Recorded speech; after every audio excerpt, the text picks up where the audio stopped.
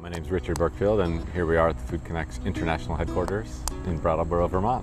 I am the founder and executive director. My name is McKenna. I am the director of the Food Hub program, which is one of the programs under the umbrella of Food Connect's, a nonprofit. Our vision is healthy families, thriving farms, and connected communities.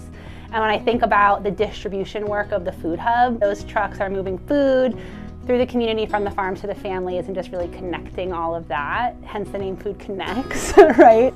So the founding story of the Food Hub is a group of students were wondering why the elementary school was not buying apples from the orchard a mile up the road. Like the first delivery was a case of apples in the back of a Subaru, classic, right? They couldn't do it through the distribution networks that the school could purchase through.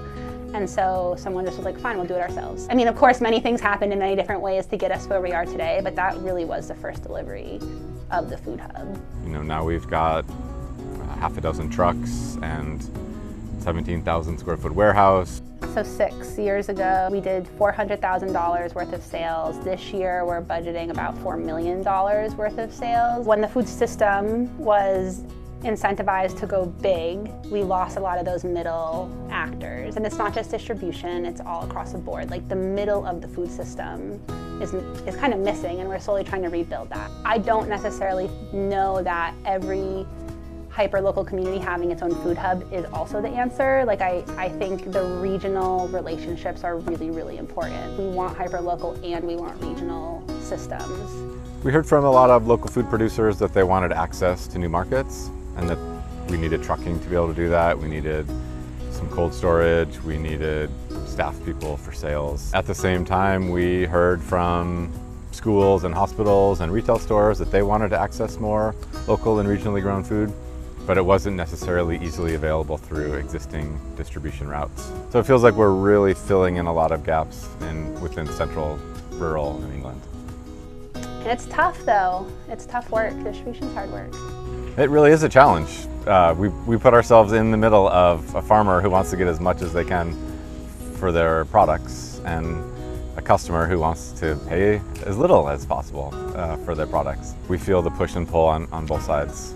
And I wish more people knew how hard some of this stuff was. Not only are you driving the trucks, not only are you carrying lots of heavy stuff and using equipment, you also are the point of contact with the customer. So like you're also giving customer service to every person you interact with. Like trucks break, right? Like reefer units break on trucks. It's hard with the weather, like snowstorms, mud season, much more weather events related to climate change happening. The nonprofit model definitely does help us succeed. It allows us to offer services that we might not be able to offer if this was purely on a for-profit basis.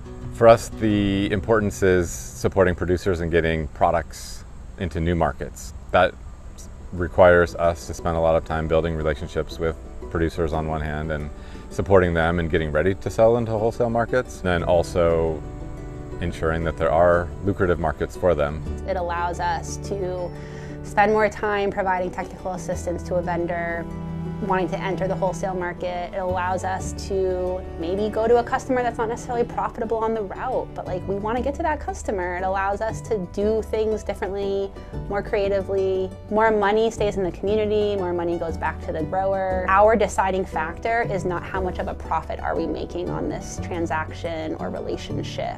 It's like how many people are we helping? How are we starting to strengthen the system? And food is a very low profit business to begin with. And so the support that we can get goes directly to support the farmers and the producers and at the end of the day, the end users and customers. What really drives me to do this work is I see these positive interventions within the food system as benefiting many of the issues and concerns that I have about our communities and our planet. You know, the more we can eat regional food, the better it is for our rural economies, dramatically decreasing our carbon emissions, social benefits of eating fresher and better food, also a lot of value for our education system when kids are eating better foods in schools, and all around just seeing this as the right thing to do for our communities. What we do, the decisions we make every day, where we buy our food from, it really matters. I hear that a lot, that it's like, what am I to do? I'm just one person. But like, if you multiply that across thousands of people, like what power we have to make change in this system. Richard actually always says this, don't let perfect be the enemy of the good. And it's like, cool, like you can't buy everything local, but buy what you can. Yeah, you gotta go get this from the big store, but you can get that from the small store. Like, that's great.